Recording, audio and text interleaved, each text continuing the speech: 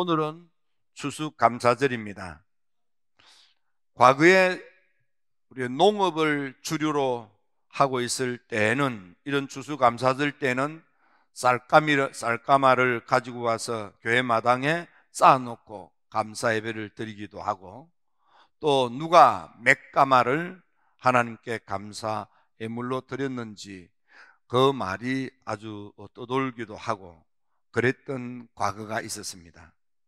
지금은 이제 시대가 변화해서 농업 시대를 탈피하고 정보화 시대에 접어들어서 우리가 사는 시대는 매우 급한 속도로 변해가는, 과거와는 전혀 비교할 수 없는 새로운 시대, 과거에 꿈도 꾸지 못했던 것들을 누리면서 풍족한 시대를 살아가고 있습니다. 오늘 이 추수감사절을 맞이해서 오늘 본문 누가복음을 생각하면서 우리가 하나님께 어떻게 감사하는 마음을 가져야 될지를 생각해 보고자 하는 것입니다. 오늘 본문은 의사 누가가 기록한 복음서입니다.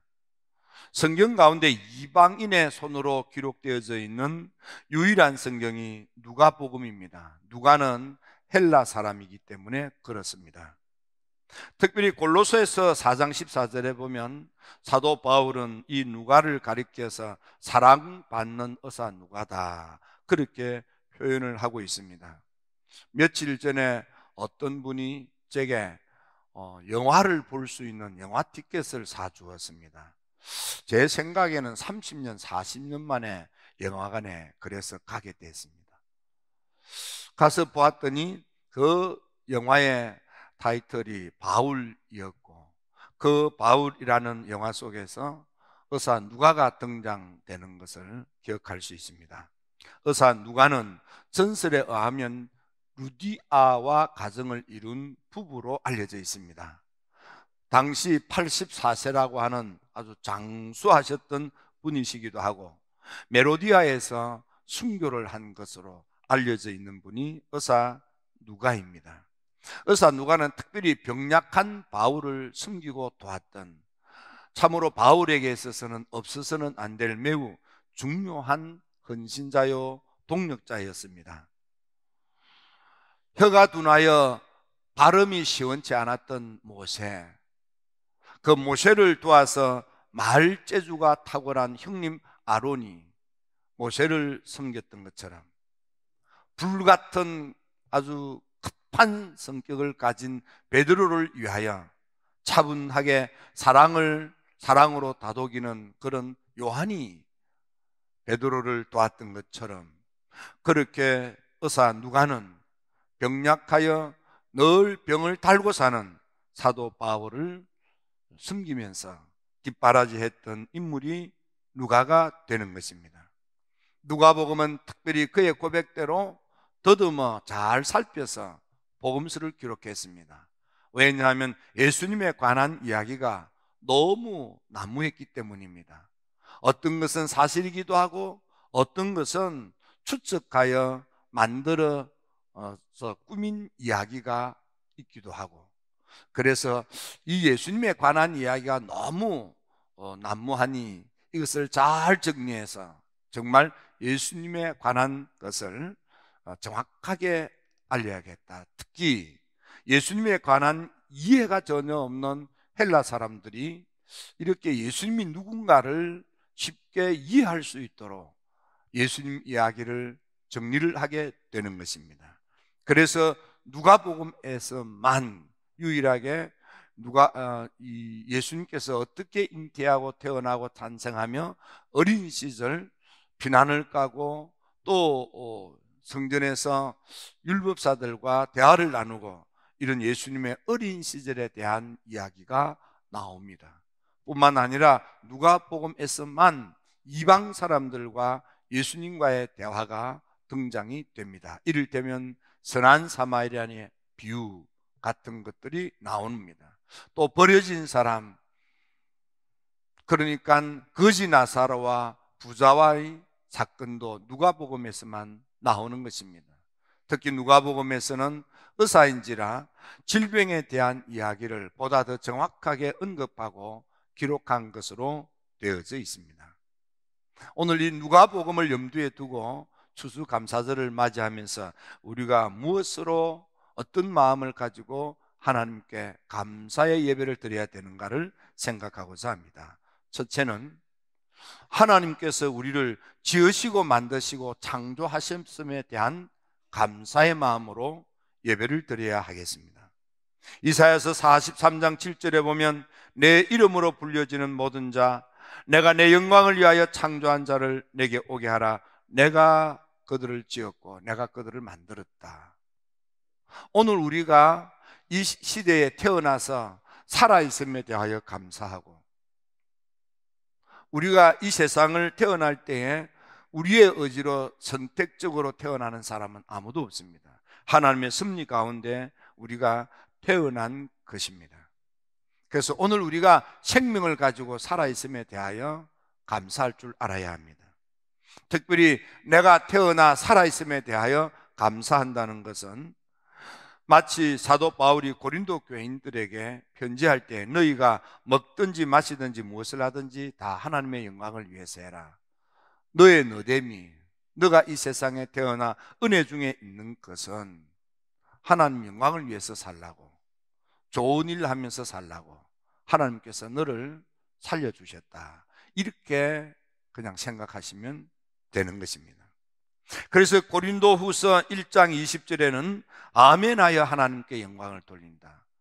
하나님께서 너를 태어나 오늘까지 생명을 지켜주신 것은 하나님께 아멘하여 하나님께 영광을 돌리라고, 너로 하여금 각종 사고 당하지 않고 오늘까지 생명 가지고 생존할 수 있도록 하나님이 해 주셨다, 그렇게 여기시면 되는 것입니다.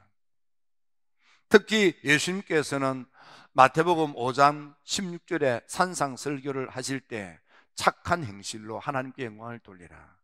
하나님은 너희들을 살려주신 것은 착한 일 하며 살다가, 아니 착한 일을 함으로 하나님께 영광을 돌리다가 하나님께로 오라고, 하나님께서 우리를 살려주셨다, 이렇게 생각하시면 된다 이 말입니다.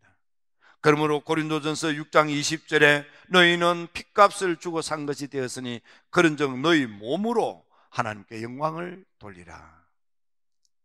내가 살아서 하나님께서 살려주신 이 육체를 가지고 하나님께 영광을 돌리기 위하여 착하게 살아야 합니다. 하나님의 뜻에 아멘 하면서 살아야 하는 것입니다. 특히 고린도서 4장 15절에 보면 감사함으로 은혜가 더 넘치고 감사를 많이 함으로 하나님께 영광을 돌리게 하려 함이라. 우리가 살아서 좋은 일 하면서 착한 일 하면서 하나님의 뜻을 받들어 좋은 사람, 착한 사람 되어 하나님께 영광을 돌리면서 그렇게 사는 것, 그 감사함으로 그렇게 살아라. 그것이 하나님께 영광을 돌리고 너희들의 사는 목적이다, 그 말이에요. 바울은 고린도 교인들에게 다시 강조하여 말하기를 너희는 후한 연보로 헌금생활 잘함으로 하나님께 영광을 돌리고 그랬습니다. 여러분들은 이 세상에 생명을 가지고 살아있는 하나님의 은혜에 대하여 감사하되, 하나님께서 나로 하여금 생명을 가지고 아직도 살아있게 하신 것은 먹든지 마시든지 무엇을 하든지 하나님의 뜻에 아멘함으로 착한 사람 되어 감사의 열매로 하나님께 성심을 다하여 드릴 헌금 생활 잘하고, 그래서 하나님을 잘 받들어 섬기는, 하나님을 높이 받들어 경외하는 믿음 생활 잘함으로 하나님께 영광을 돌리라, 이렇게 새기면 되는 것입니다. 살아있음에 대하여 감사해야 됩니다. 두 번째는 대속하신 십자가의 은혜에 대하여 감사해야 됩니다. 로마서 5장에 보면 사도 바울은 로마 교인들에게, 아직도 한 번도 만난 적이 없는 로마 교인들에게, 우리가 아직도 연약한데, 우리가 아직도 불의한데, 우리가 아직도 죄인인데, 그럼에도 불구하고 하늘의 아버지께서 그리스도께서 우리를 위하여 십자가에서 죽으심으로 하나님께서 우리에 대한 사랑을 확증하셨느니라. 우리가 연약해도, 우리가 경건하지 않아도, 우리가 죄인임에도 불구하고 하나님은 우리를 사랑하신대요. 그래서 우리가 회개하기도 전에, 깨닫기도 전에, 각성하기도 전에 우리를 위하여 그 아들 예수님을 십자가에 못 박고 그 보혈을 흘리게 하신 것입니다. 하나님이 우리를 먼저 사랑하신 것입니다. 언제?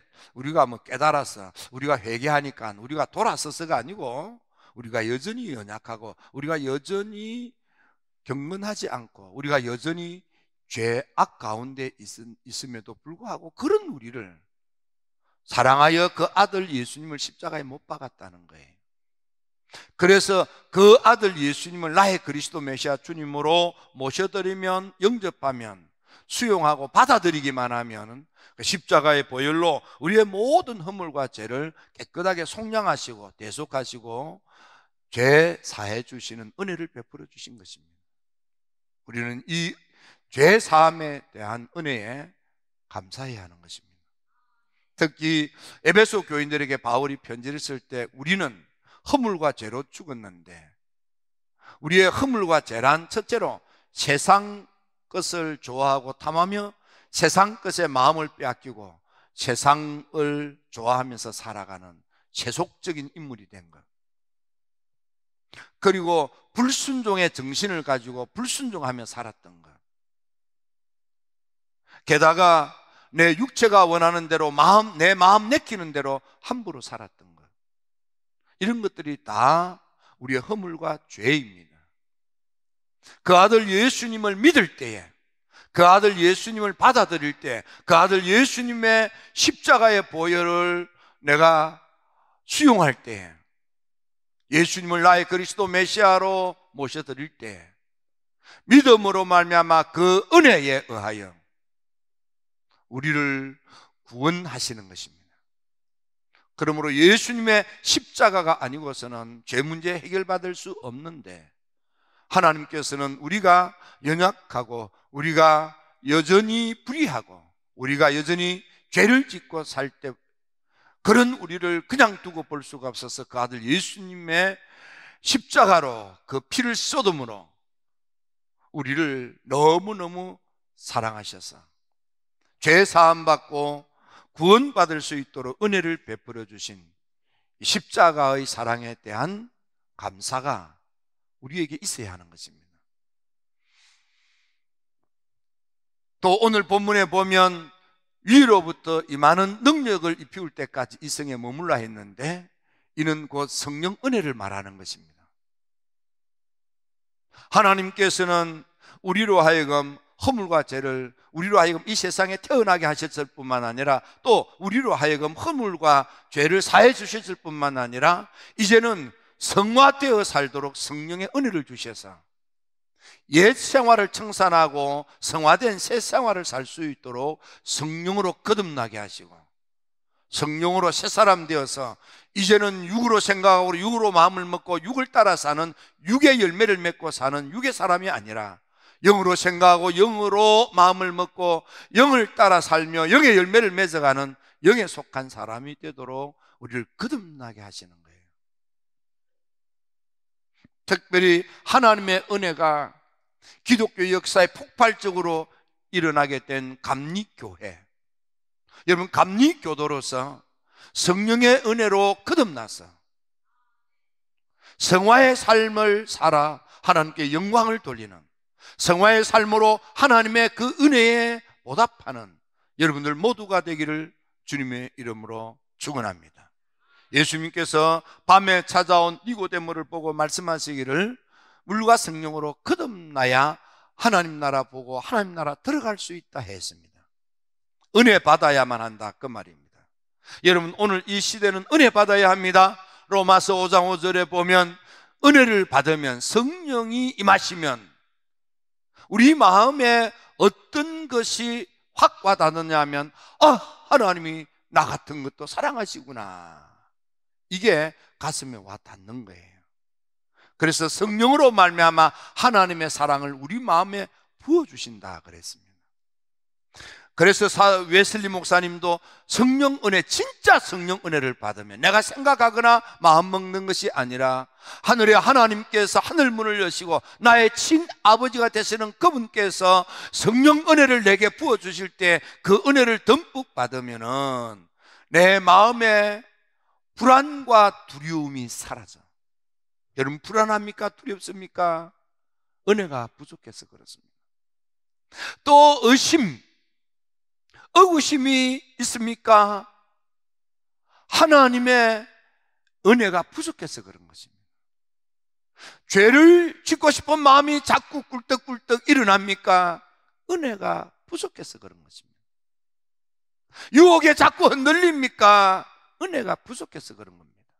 그래서 웨슬리 목사님이 하나님께서 부어주시는 참된 은혜를 받고 보니까 과거에 내가 생각하고 마음먹고 잘해보려고, 잘 믿어보려고 힘쓰고 애쓰고 노력할 때 여전히 내게 두려움이 있었고 의심이 있었고 흔들림이 있었고 죄의 성향이 나를 충동질했으나, 그래서 나는 번번이 죄에 지고 살았으나, 그러나 하나님이 부어주시는 하늘의 친아버지께서 하늘문을 여시고 내게 성령 은혜를 부어주시는 그 성령의 역사를 경험하니까 이제는 두려움도 이기고, 이제는 의심도 이기고, 이제는 죄를 짓고 싶은 성향도 이기고, 이제는 유혹도 미혹도 현혹도에 흔들리지 아니하고, 이제는 죄를 이기면서 산다. 이게 성화의 삶인 것입니다. 여러분, 하나님의 은혜로 성화의 길을 걸음으로 하나님의 은혜에 보답하면서 사는 여러분들 다 되기를 주님의 이름으로 축원합니다. 바울 목사님은 에베소 교회 교인들에게 오직 성령의 충만한 은혜를 받으라. 성령 충만한 은혜를 받으면 기쁨의 찬양이 터져나온다. 성령의 충만한 은혜를 받으면 고마움으로 감사가 충만해진다 이 말이에요. 성령의 은혜로 충만해지면 그 은혜에 보답함으로 헌신적으로 순종하는 사람이 된다 이 말이에요.